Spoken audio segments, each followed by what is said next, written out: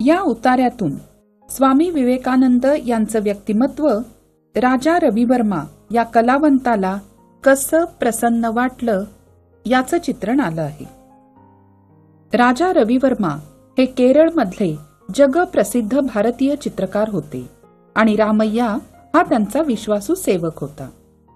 राजा रविवर्मा एकदा आपल्या कामामध्ये मग्न असताना त्यांचा सेवक रामय्या धापा टाकत आला आणि तो म्हणाला, "अरे कोच्चू, आज स्वामी विवेकानंद महाराज आपल्या शिष्यांबरोबर आपलं घर शोधत इथं येत आहेत." राजा रविवर्मा यांना खूप आनंद झाला. त्यांच्या दृष्टीने हा एक त्यांचा खूप मोठा बहुमान होता, कारण स्वामी विवेकानंद हे इतके महान व्यक्ती होते की ते असं सहजपणे कुणाहीकडे जात नसत.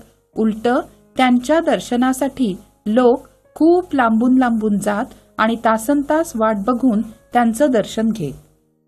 त्यामुळे ही आनंदाची बातमी ऐकताच राजा रविवर्मा तसेच उठले आणि आपल्या बंगल्याच्या प्रवेशद्वारात जाऊन त्यांनी स्वामी विवेकानंदांचं स्वागत केलं. स्वामी विवेकानंद उंचेपुरे आणि गोरीपान कांती लाभलेले होते. त्यांच्या डोक्यावर भगव्या रंगाचं वस्त्र बांधलं होतं, अंगामध्ये भगवा अंगरखा आणि त्याच रंगाचं धोतर होतं.